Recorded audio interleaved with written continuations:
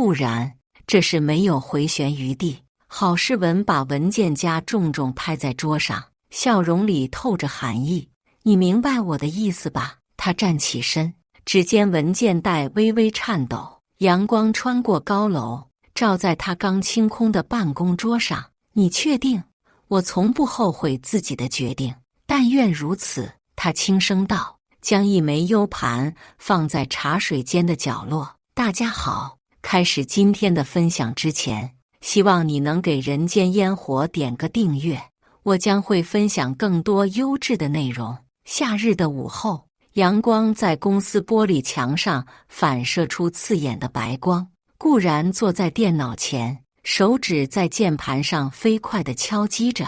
他刚刚完成了年度最大客户康泰科技的项目方案。这个项目若能谈成，将为创瑞科技带来至少3000万的收入。作为业务部门的骨干，固然在过去3年里已经为公司拿下了无数大单。他早已习惯了加班和高压，也习惯了同事们羡慕和尊敬的目光。固然，你的提案审核通过了，客户特别满意。助理小白推门进来，递给他一份文件。郝总让你下午2点去会议室汇报一下详细情况。固然点点头，接过文件。他知道，这意味着康泰科技的大单已经10拿9稳了。他看了看表，离会议还有1个小时，正好可以整理一下数据和演示文稿。会议室里，创瑞科技的高管们坐满了长桌。固然站在投影仪旁，一页页展示着他精心准备的方案。康泰科技的需求复杂，但他的方案几乎考虑到了所有可能出现的问题和解决方案。这个方案很完善。市场部总监刘明点点头，康泰那边已经表示基本同意了，只需要再敲定一些细节。坐在首位的郝世文，创瑞科技的副总裁，也是固然的直接领导，脸上却没有显露出太多喜悦。他只是淡淡地说，不错，但还有改进空间。这个项目对公司很重要，我希望所有人都能全力以赴。会议结束后，固然收拾着文件准备离开，郝世文却叫住了他。固然，留一下。办公室里只剩下他们2人。郝世文站在窗边，背对着他。你知道，公司最近在进行战略调整。郝世文的声音平静得出奇。有些人适合新的方向，有些人则不然。固然感到一丝不安。您是什么意思？我们需要更加团队化的工作方式，而不是依赖于个人英雄主义。郝世文转过身，目光冷淡。说实话，我认为你不太适合我们现在的团队文化。固然震惊地看着他，我不明白。康泰的项目我已经做得很好了，客户也很满意，这不是关于业绩的问题。郝世文打断他，是关于你是否能融入团队。最近这儿收到了一些关于你的投诉，说你独断专行，不愿意与其他同事分享资源和信息。固然想要辩解，但郝世文已经做了个手势，示意他不要说话。我已经和上面沟通过了，明天你会收到正式的解雇通知。今天下班前，请清理好你的办公桌。固然站在那里，感觉如坠冰窟。他不敢相信，就在他即将为公司带来一笔巨额订单的时候，郝世文却决定解雇他。可以告诉我真正的原因吗？固然强迫自己保持冷静。我说的就是真正的原因。郝世文的眼神闪烁了一下，但很快又恢复了冷漠。公司需要的是团队合作，而不是一个人的独角戏。固然看着郝世文，突然明白了什么。康泰科技的项目是他一手谈下来的，但现在项目即将成功，郝世文想要把功劳据为己有。如果他不在了，谁还会记得这个项目最初是谁的功劳？他没有再说什么，只是点点头，转身离开了办公室。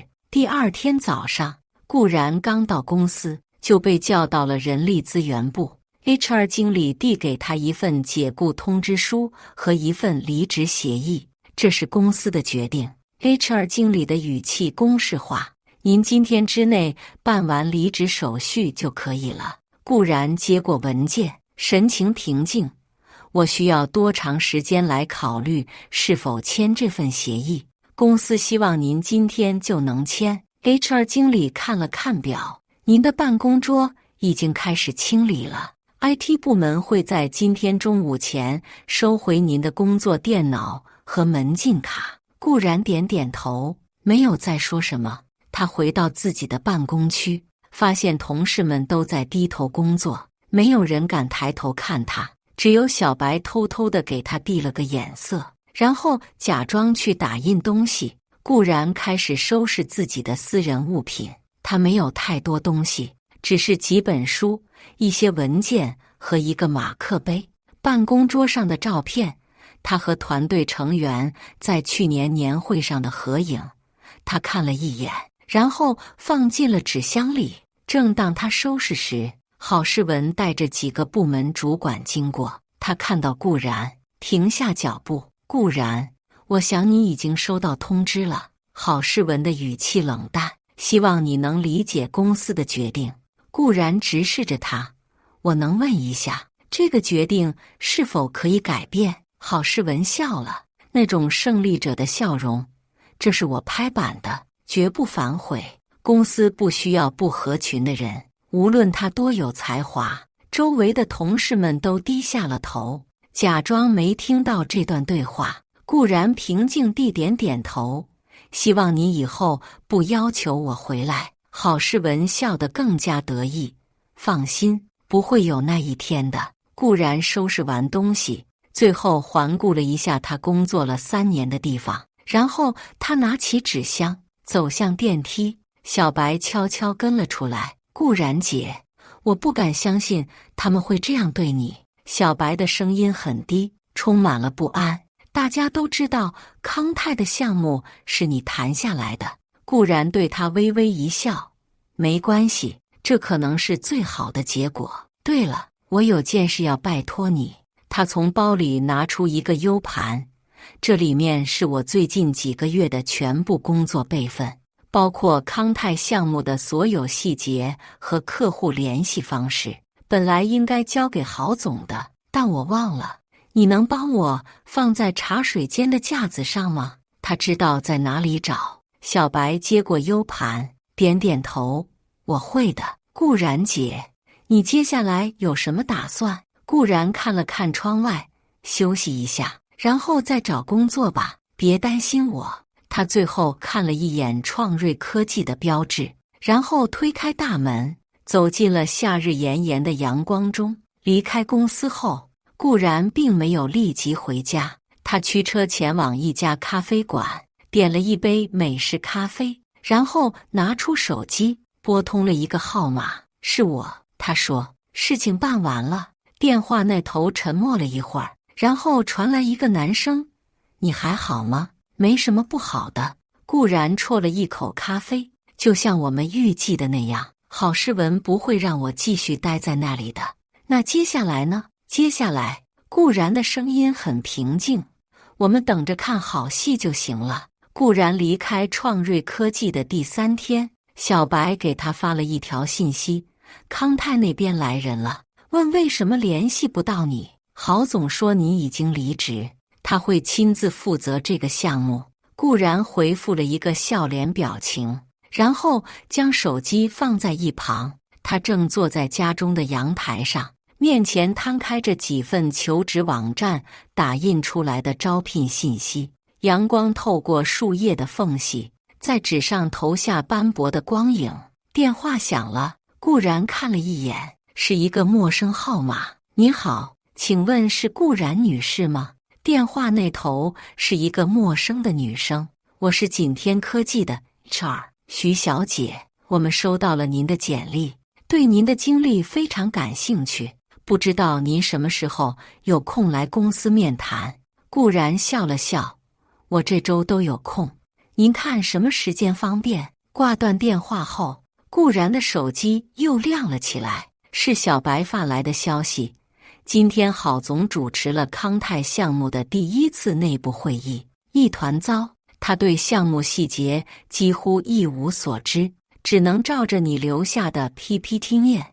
客户代表提出的问题，他大多答不上来。固然没有回复，只是将这条消息截图保存了下来。第5天，小白又发来消息，康泰那边说，如果再这样下去，他们可能要重新考虑合作。郝总急疯了，到处找你的项目资料，但好像找不到完整的文件。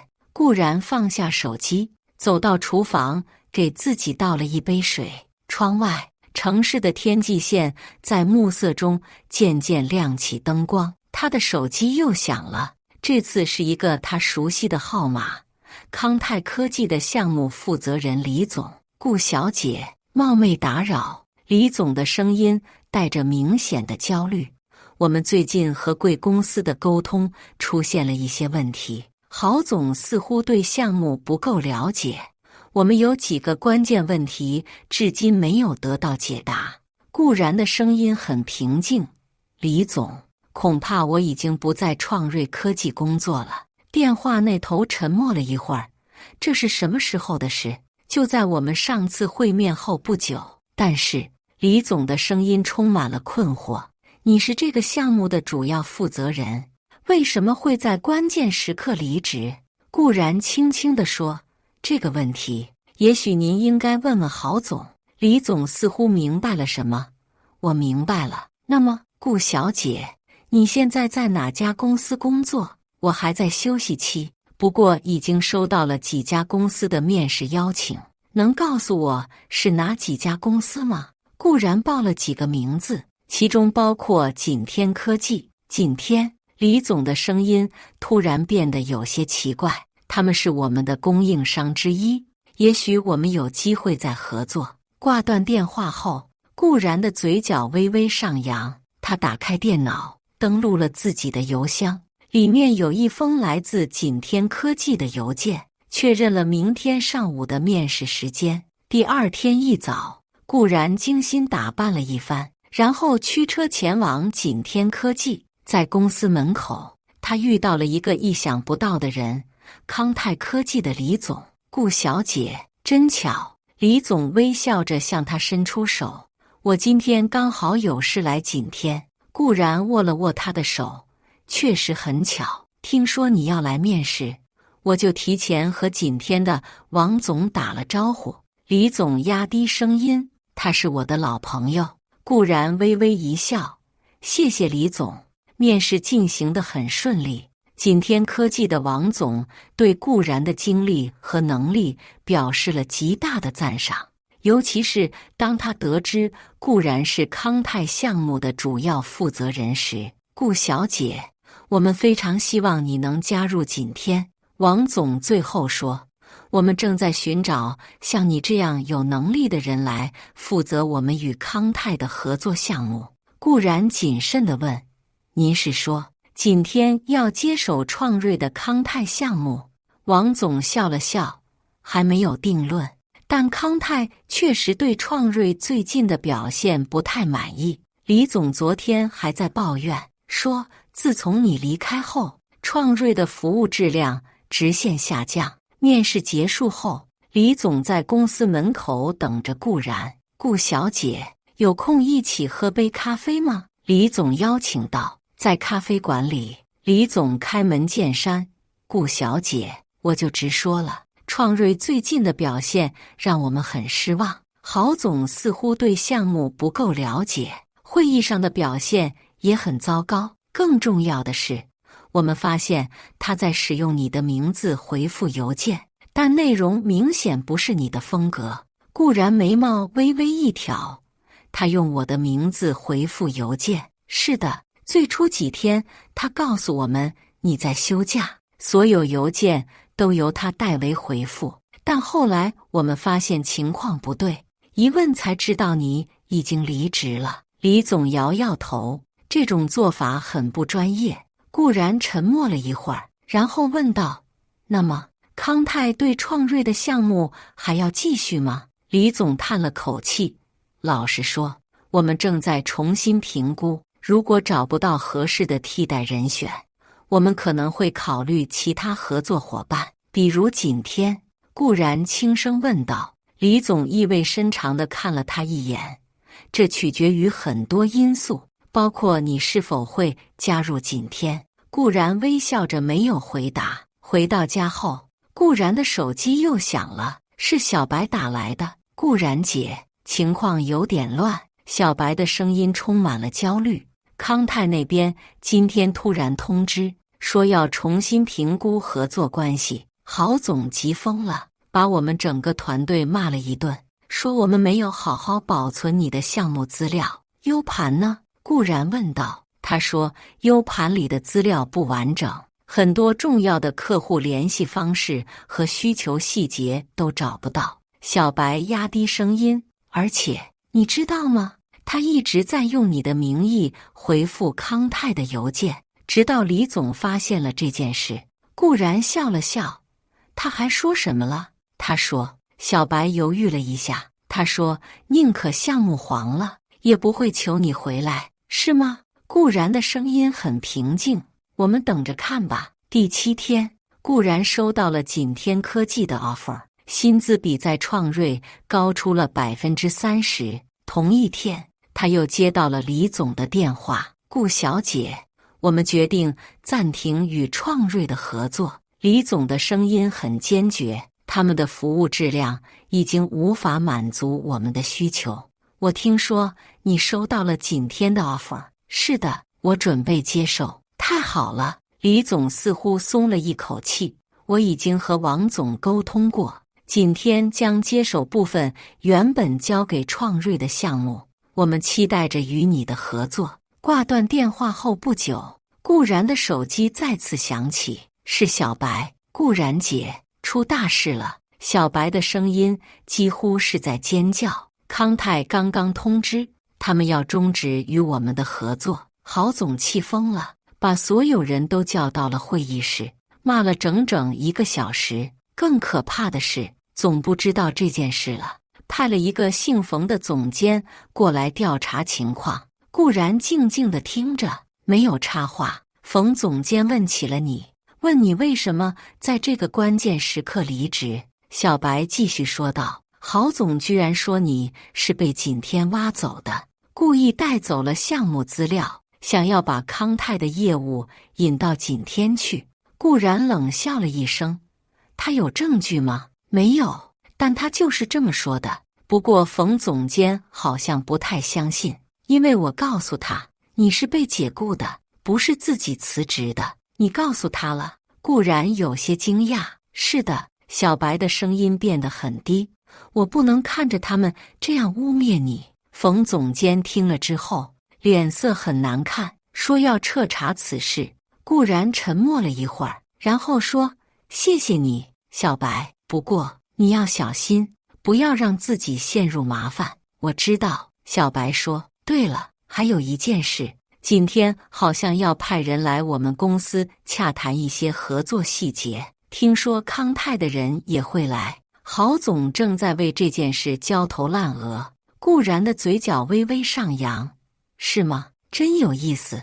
阳光明媚的周三上午，创瑞科技的会议室里气氛凝重。冯总监，一个戴着金丝眼镜、面容严肃的中年男子，坐在会议桌的首位，旁边是郝世文，他的脸色比往常更加阴沉。会议桌周围坐着创瑞的几位部门主管，以及几个陌生面孔，他们是康泰科技和景天科技的代表。各位，今天这个会议的目的是为了解决康泰项目目前面临的问题。冯总监开门见山。据我了解，康泰已经决定暂停与我们的合作，并考虑将部分业务转给景天。李总，能否请您说明一下原因？康泰的李总清了清嗓子，坦率地说，自从顾然离开创瑞后，我们与贵公司的沟通变得非常困难，项目进展缓慢，很多问题得不到及时解答。更让我们失望的是，郝总一直在用顾然的名义回复我们的邮件，直到我们发现真相，冯总监的眉头皱得更紧了。郝总，这是怎么回事？郝世文的脸色变得惨白。我只是不想让客户担心项目交接问题。顾然突然离职，带走了很多关键资料，我们一时找不到合适的替代人选。突然离职，冯总监冷冷地看着他。据我所知，是你解雇了他，而且没有安排妥善的工作交接。会议室里一片寂静，所有人都看着郝世文。我有我的考虑。郝世文结结巴巴地说，固然不适合团队文化，而且他被景天挖走了，可能泄露了我们的商业机密。景天的王总立刻反驳，这是完全不实的指控。顾然女士确实收到了我们的 offer， 但那是在她离开创瑞之后。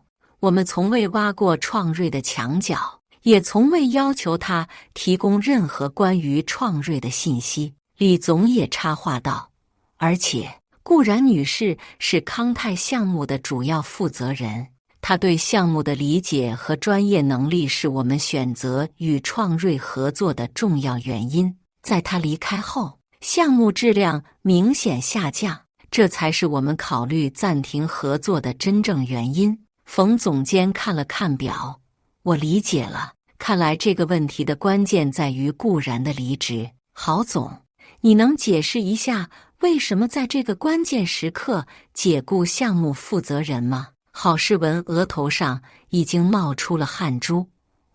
我有我的管理考量。是什么考量能比公司的核心业务更重要？冯总监的声音变得严厉。就在这时，会议室的门突然被推开了，所有人都转头看向门口。郝世文突然瞪大了双眼，整个人僵在座位上，彻底愣住了。站在那里的正是顾然，他穿着一身得体的职业装，神情自若地走进会议室。会议室里的空气仿佛凝固了，所有人都盯着这个意外出现的人物。抱歉打扰各位，顾然的声音平静而清晰。我是应王总的邀请来参加这个会议的。冯总监看了看王总，后者点了点头。顾小姐，请坐。冯总监示意他坐下。你的出现正好解决了我们的一些疑问。顾然在会议桌旁坐下，恰好坐在郝世文的对面。郝世文的脸色已经变得铁青，双手紧握在一起。顾小姐，能否请你说明一下你离开创瑞的具体原因？冯总监问道。顾然平静地看了郝世文一眼，然后回答，在康泰项目即将成功之际，郝总突然通知我被解雇，理由是我不适合团队文化。我请求了工作交接的时间，但被拒绝了。离职当天，我被要求立即清空办公桌，并在当天交回所有公司物品。那么，关于项目资料呢？冯总监继续问道。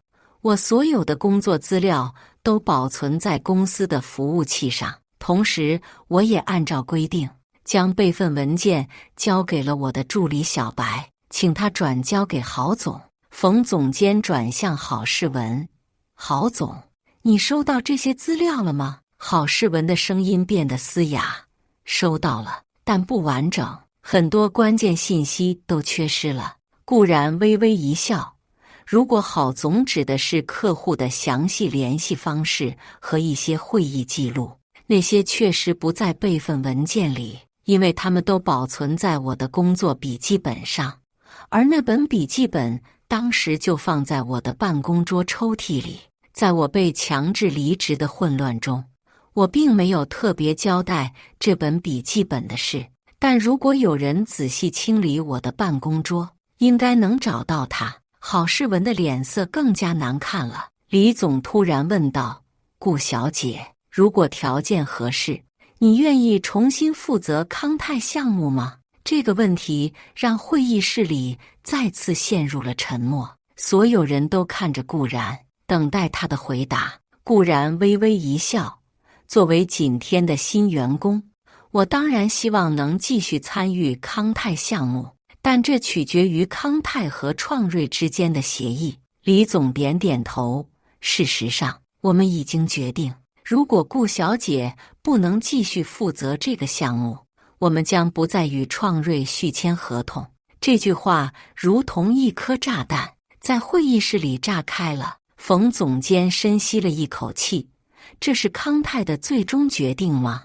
李总肯定地点了点头，是的，顾小姐对我们的业务需求有着深入的理解，她的专业能力是不可替代的。冯总监转向王总，王总，今天是否愿意让顾小姐以顾问的身份继续参与康泰项目，同时保持与创瑞的合作关系？王总考虑了一会儿，如果创瑞同意，我们没有异议，但最终决定权在顾小姐手中。所有人的目光再次聚焦在顾然身上。顾然慢慢地说，作为一个专业人士，我当然希望康泰项目能够成功，但在目前的情况下，我不确定自己是否能够在创瑞有效的工作，特别是在郝总的领导下。冯总监点点头，我理解。那么，让我们换个角度，如果创瑞能够提供更好的工作环境和条件，你是否愿意考虑回来？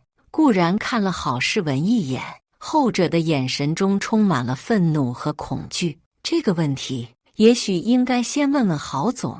顾然平静地说，毕竟是他坚持解雇我的，并且当着全公司的面说，这是他拍板的，绝不反悔。冯总监的目光转向郝世文，郝总，你对此有什么看法？郝世文的额头上已经布满了汗珠，他艰难地开口，我认为，为了公司的利益，我们可以重新考虑顾然的职位问题。这话听起来可不像绝不反悔。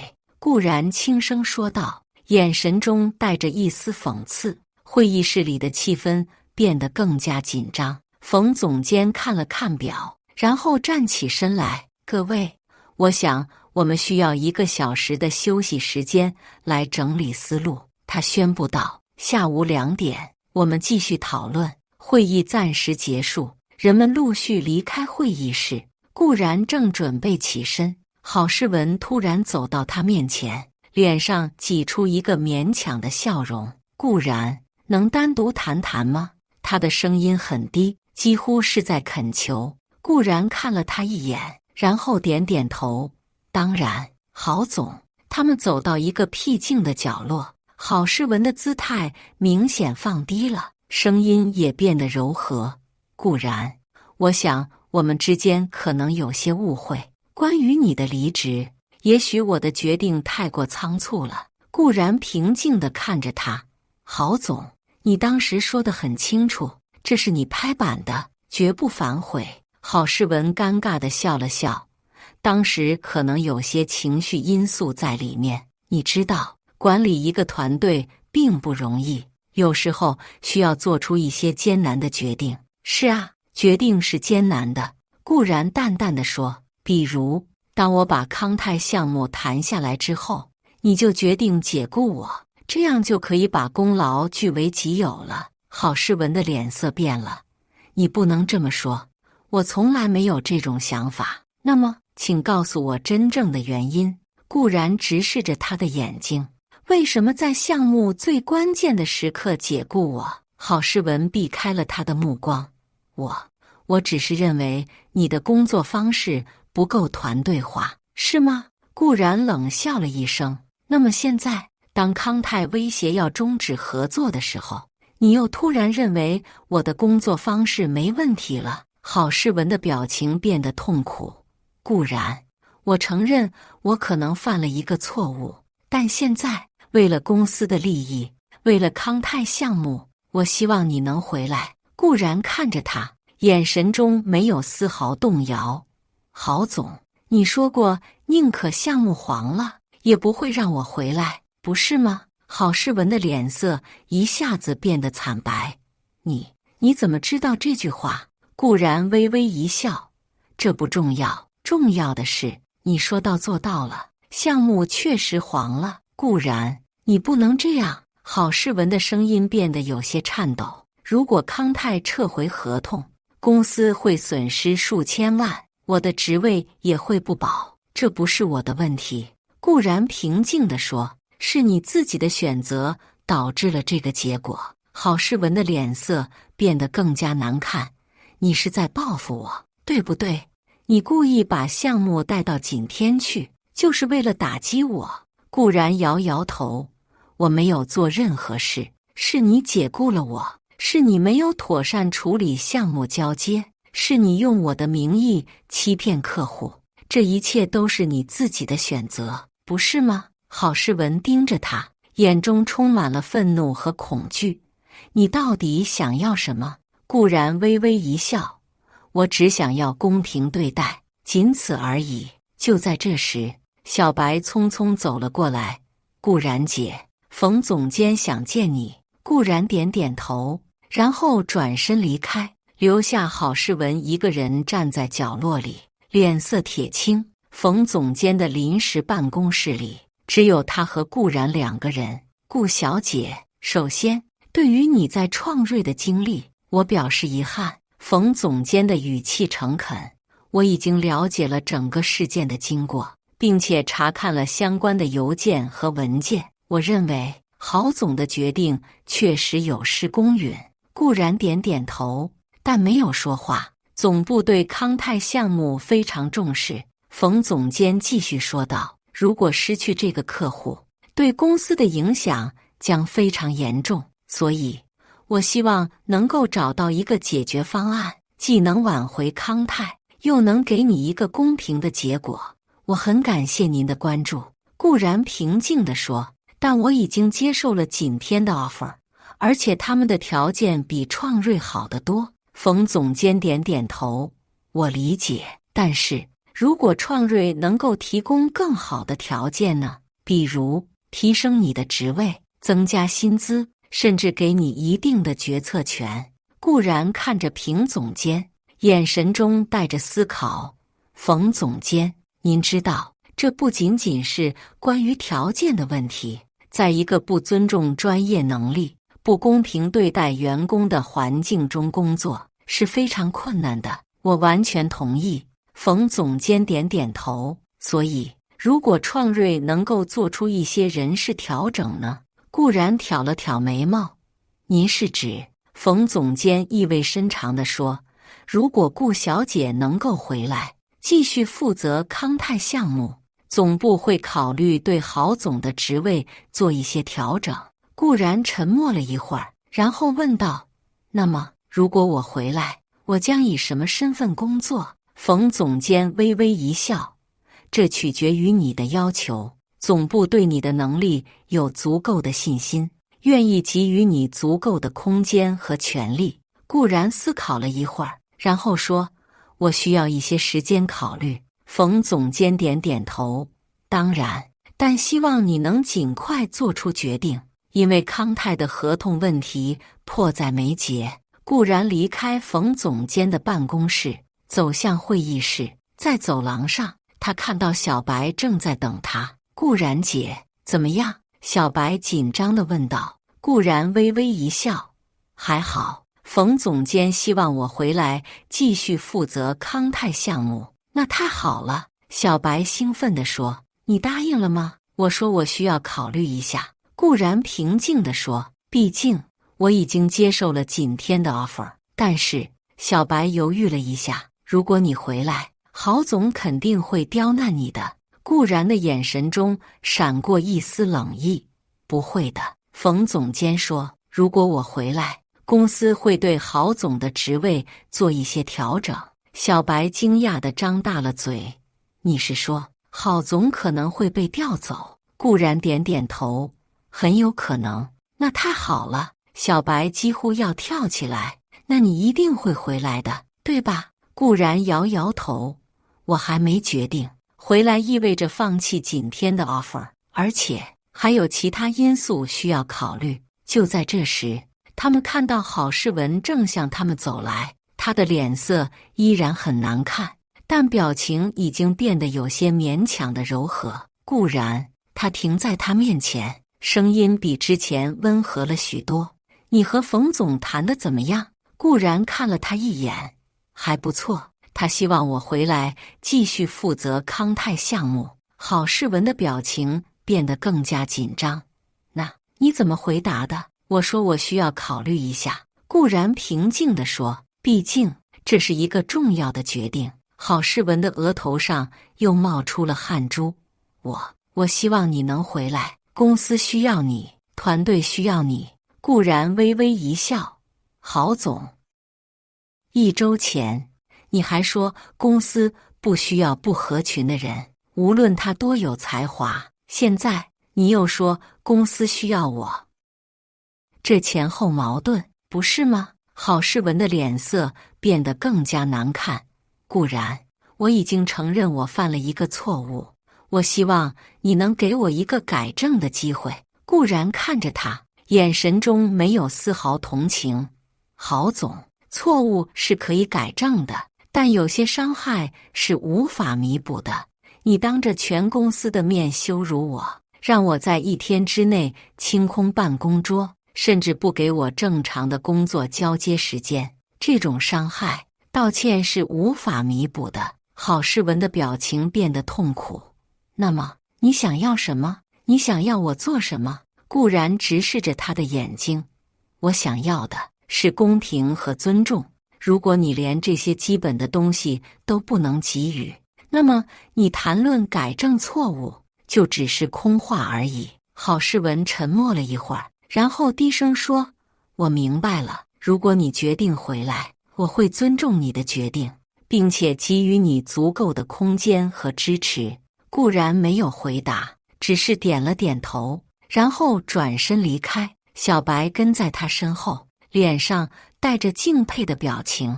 下午2点，会议准时开始。这次除了之前的参与者，总部还派来了几位高层。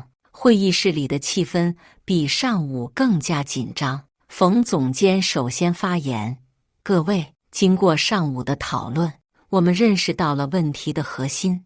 康泰项目对公司至关重要，我们不能让它就这样流失，因此总部决定做出一些调整，以挽回康泰的信任。他停顿了一下，扫视了一圈会议室里的每一个人，然后继续说道，首先，我们正式邀请顾然女士重新加入创瑞科技，负责康泰项目。她将担任项目总监的职位，直接向总部汇报。这个宣布在会议室里引起了一阵小小的骚动。郝世文的脸色变得更加难看，但他没有说话。其次，冯总监继续道，鉴于之前在项目管理上存在的问题，我们决定对相关人员进行一些调整。郝总，他转向郝世文，总部决定将你调到财务部，负责内部审计工作。这个调整将在下周1生效。郝世文的脸一下子变得惨白。什么？内部审计？但我是业务副总裁，我不懂财务审计。冯总监平静地说，总部认为这是一个让你拓展技能的好机会。当然，如果你对这个安排有异议，可以选择其他方案。会议室里的空气一下子变得凝重，所有人都知道，其他方案很可能意味着离职。郝世文的手紧紧握在一起，声音变得嘶哑。我需要一些时间考虑。冯总监点点头。当然，我们给你3天的时间。现在，让我们回到康泰项目。李总，在顾小姐重新加入创瑞后，康泰是否愿意继续我们的合作？李总看了看顾然，然后回答，如果顾小姐能够全权负责项目，我们愿意继续合作，但前提是她必须有足够的决策权，不受不必要的干扰。冯总监点点头，这一点我们可以保证。顾小姐将有完全的项目决策权，直接向总部汇报。李总满意地点点头。那么我们没有异议。冯总监转向顾然，顾小姐，你对这个安排有什么看法？所有人的目光都集中在顾然身上。会议室里安静的能听到针落地的声音。顾然平静地说，我还需要一些时间考虑。如冯总监所知，我已经接受了景天的 offer， 贸然违约对我的职业声誉有一定影响。冯总监点点头，我理解。那么你需要多长时间来考虑？明天中午之前，我会给您一个答复。顾然说道。冯总监同意了。好的，我们期待你的答复。如果没有其他问题，今天的会议就到这里。会议结束后，郝世文匆匆追上了顾然。顾然，我们能再谈谈吗？顾然停下脚步，转身看着他。郝总，我想我们已经没什么可谈的了。不，我们有。郝世文的声音变得急切。你不能就这样毁了我的职业生涯。内部审计，那简直就是一个死路。顾然冷冷地看着他。我毁了你的职业生涯，郝总，是你自己的决定导致了这个结果。我没有做任何事，只是离开了一个不再欢迎我的地方。但是，郝世文语无伦次，你故意引导康泰终止与我们的合作，你在报复我。顾然摇摇头，我没有引导任何人。康泰终止合作是因为你没有能力继续这个项目，是因为你用我的名义欺骗客户，是因为你的傲慢和无能。这一切都是你自己的选择，不是吗？郝世文的脸色变得更加难看。顾然，我求你了，不要这样。如果我被调到内部审计，我的职业生涯就完了。求你给我一个机会，让我弥补我的错误。顾然看着他，眼神中没有丝毫动摇。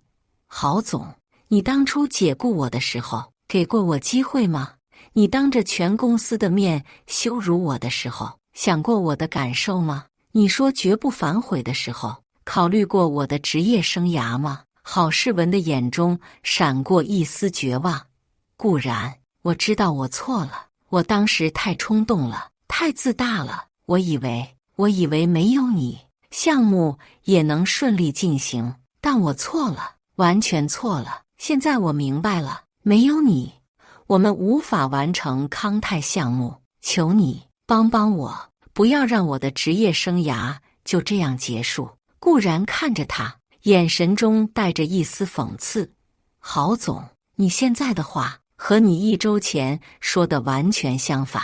你当时说公司不需要不合群的人，无论他多有才华。现在你又说没有我，项目无法完成，这前后矛盾，不是吗？郝世文的眼眶开始泛红。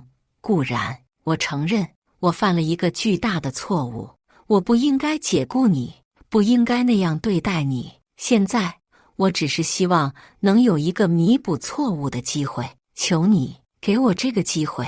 顾然沉默了一会儿，然后问道，你想要我怎么做？郝世文急切地说，如果你能回来继续负责康泰项目，并且告诉冯总监你愿意在我的领导下工作，那么我可能就不会被调到内部审计了。顾然冷笑了一声，所以你希望我回来继续在你的领导下工作，帮你挽回面子，保住你的职位。郝总，你是在开玩笑吗？郝世文的表情变得更加痛苦。不是这样的，我愿意给你副总裁的职位，让你和我平级，我们可以一起负责业务部门，共同决策。顾然摇摇头，郝总，你还是不明白，这不是关于职位或权力的问题，这是关于尊重和信任的问题。你已经彻底失去了我的信任，而失去的信任是很难重新建立的。就在这时，小白匆匆走过来，顾然姐，冯总监找你。顾然点点头，然后对郝世文说：“抱歉，我要走了。”他转身离开，留下郝世文一个人站在那里，表情绝望。冯总监的办公室里，除了冯总监，还有李总和王总。顾小姐，请坐。冯总监示意他坐下。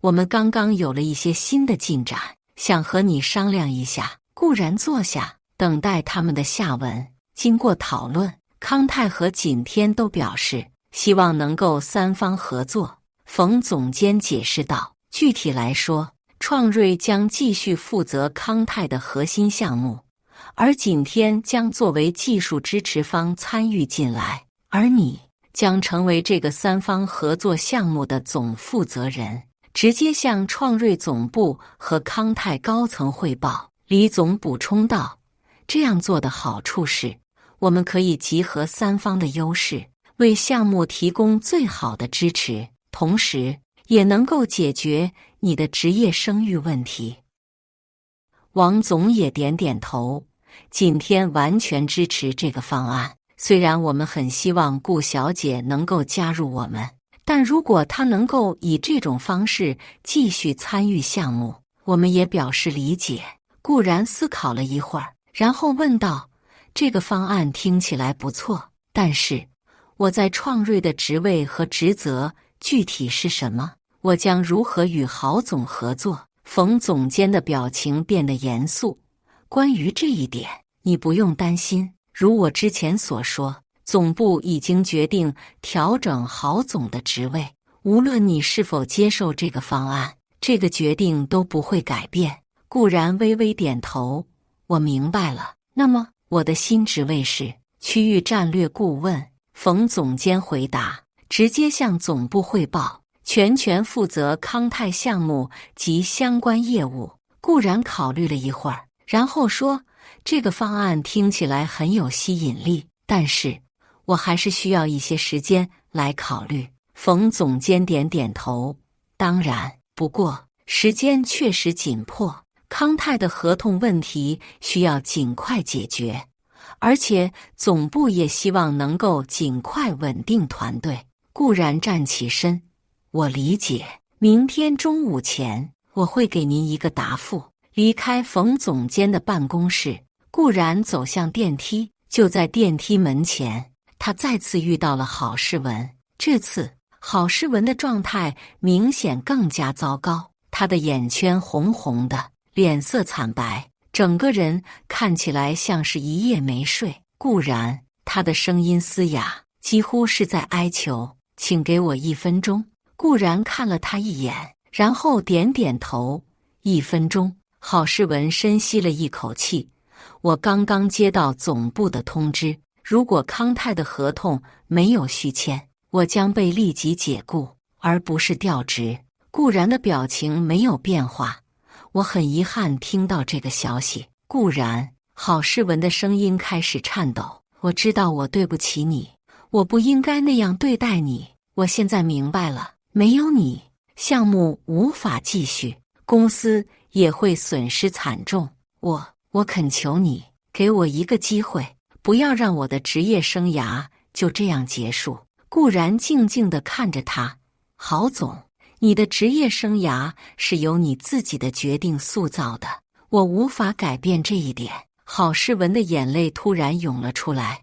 顾然，我求你了，我有家庭，有孩子，他们都依靠我的收入生活。如果我失去工作，我的家庭会受到巨大的影响。求你，看在我们共事3年的情分上，帮帮我。顾然的表情依然平静。郝总，当你决定解雇我的时候，你考虑过我的家庭吗？你考虑过我的职业声誉吗？你考虑过我的感受吗？郝世文的泪水已经止不住了。我错了，完全错了，我不该那样对待你。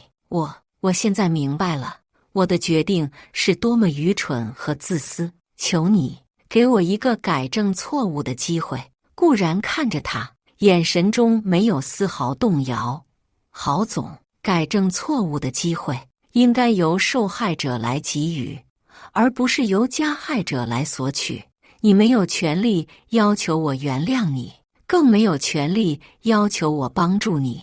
郝诗文突然跪了下来，双手抓住顾然的衣角。顾然，我求求你，看在我的家人的份上，帮帮我，我不能失去这份工作，我的家庭会崩溃的。顾然往后退了一步，眼神中终于出现了一丝波动。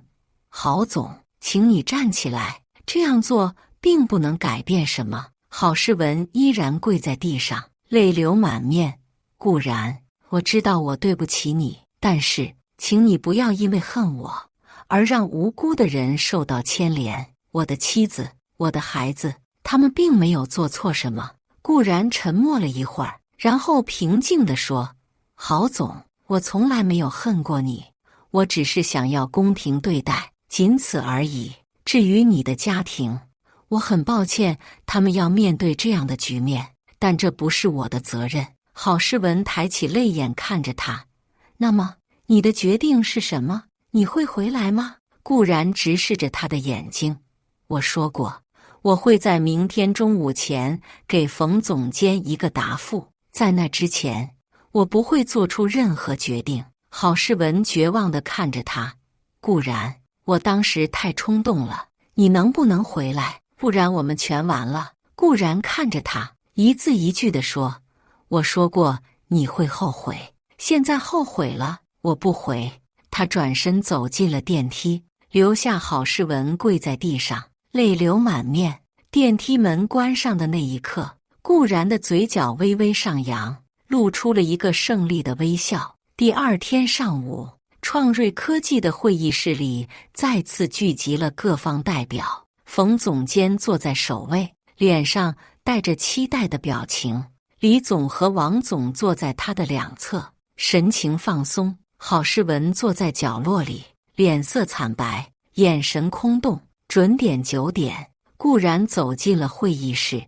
他穿着一身干练的职业装，神情自若，所有人的目光都集中在他身上，等待着他的决定。冯总监示意他坐下。顾小姐，非常感谢你能来参加今天的会议。按照约定，我们期待听到你的决定。顾然环顾了一圈会议室，然后平静地说，经过慎重考虑，我决定接受创瑞科技的邀请，重新加入公司。会议室里顿时响起了一阵轻微的掌声，郝诗文的脸上也浮现出一丝希望的表情。太好了，冯总监笑着说，那么关于你的具体职位和职责，我们已经准备了一份正式的文件。他递给顾然一份文件，根据总部的决定，你将担任区域战略顾问，全权负责康泰项目及相关业务，直接向总部汇报。同时，你将有权组建自己的团队，选择合适的成员参与项目。顾然接过文件，仔细阅读了一遍，然后点点头。这些条款我都接受，不过我有一个小小的要求。冯总监微微皱眉，什么要求？顾然平静地说，我希望能够从原团队中选择几位成员加入我的新团队，特别是小白，他对项目非常了解，是一个不可或缺的人才。冯总监立刻同意了，当然可以，你有完全的自由来组建自己的团队。李总也表示满意。太好了，有了顾小姐的回归，我相信康泰项目会顺利进行。我们期待着与创瑞的继续合作。王总也点点头，景天也很高兴能够参与这个3方合作，我们会提供全方位的技术支持。会议进行得很顺利，各方代表讨论了项目的具体细节和时间表。整个过程中，郝诗文一直坐在角落里，没有发言，但他的眼神一直追随着顾然，似乎在等待一个私下交谈的机会。会议结束后，顾然收拾好文件，准备离开。就在这时，郝诗文快步走到他面前，顾然，谢谢你。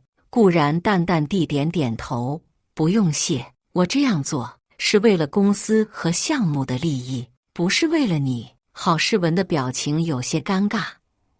我理解，但无论如何，我还是要感谢你。你的决定挽救了我的职业生涯。顾然看了他一眼。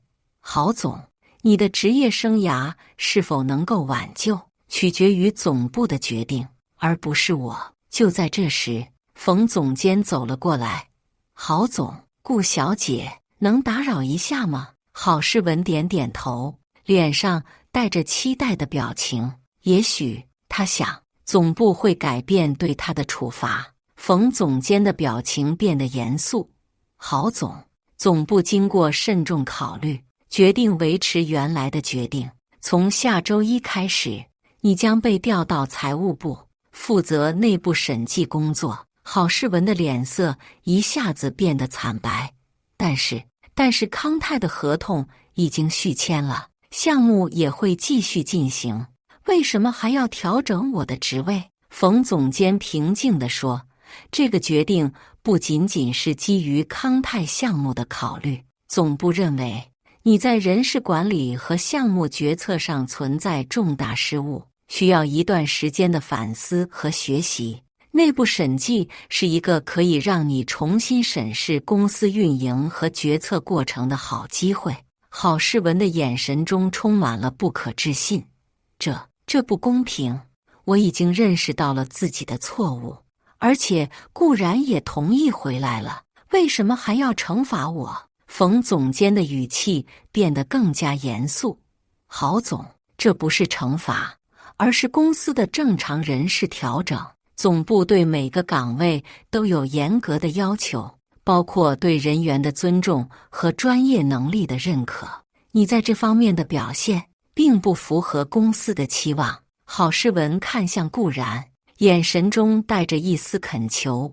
顾然，你不是说会帮我吗？顾然的表情没有变化。郝总，我只是同意回来继续负责康泰项目，并没有承诺会为你说话。正如我昨天所说，你的职业生涯是由你自己的决定塑造的，我无法改变这一点。郝诗文的脸色变得更加难看。你是在报复我？冯总监立刻制止了他。郝总，请注意你的言辞。顾小姐的决定是基于对公司和项目的责任感，与你无关。如果你对总部的决定有异议，可以通过正式渠道提出，而不是在这里指责同事。郝诗文低下了头，没有再说什么。冯总监转向顾然，顾小姐，从今天开始，你就可以着手组建自己的团队了。总部已经为你准备了一个新的办公室，就在14楼，你可以随时搬进去。顾然点点头，谢谢冯总，我会尽快开始工作。郝诗文默默地离开了会议室，背影显得非常落寞。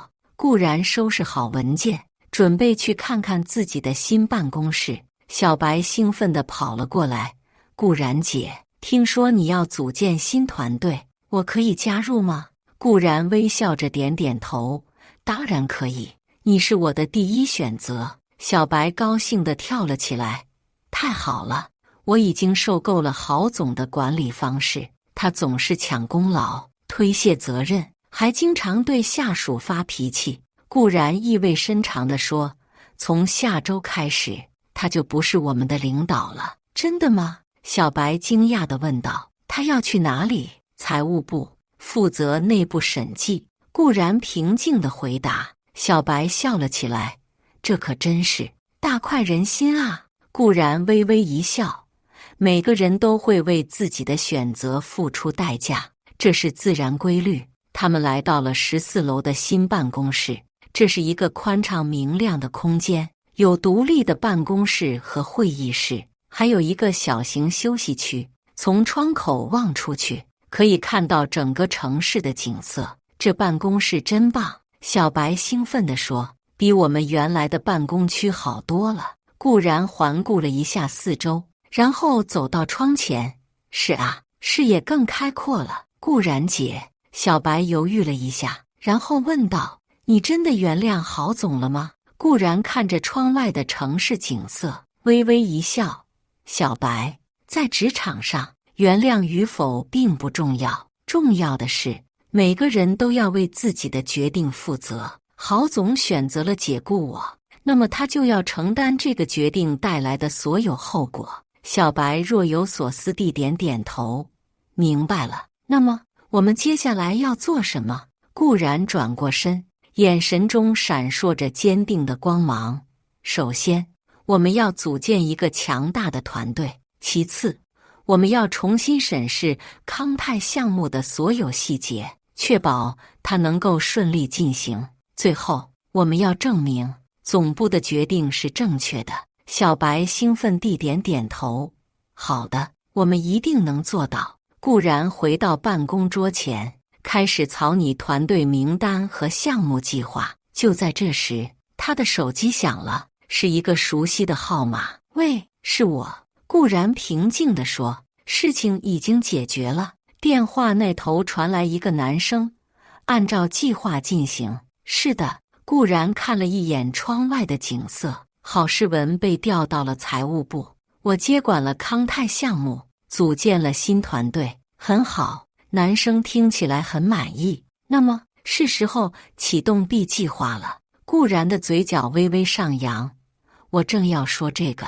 挂断电话后，顾然站在窗前，看着远处的高楼大厦，阳光透过玻璃窗洒在他的脸上，勾勒出一个坚定而自信的轮廓。在过去的1周里，他从一个被无情解雇的员工，变成了掌握重要决策权的区域战略顾问。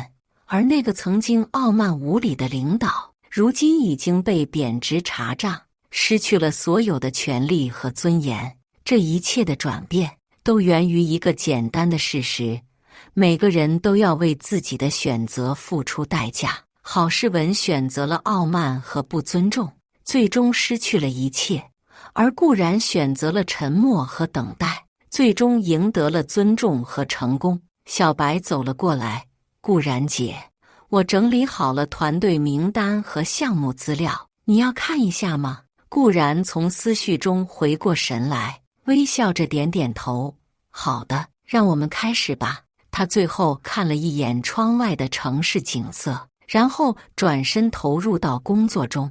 无论是过去的伤害，还是未来的挑战，都将成为他成长的养分，推动他走向更加辉煌的未来。而那个曾经对他说绝不反悔的人，如今已经在痛苦的悔恨中体会到了什么叫做真正的反悔。这就是最好的报复，也是最甜美的胜利。以上就是今天分享的故事。大家有什么想说的、想吐槽的，欢迎在下方评论交流。也更希望能给人间烟火点个订阅，我将会分享更多优质的故事内容。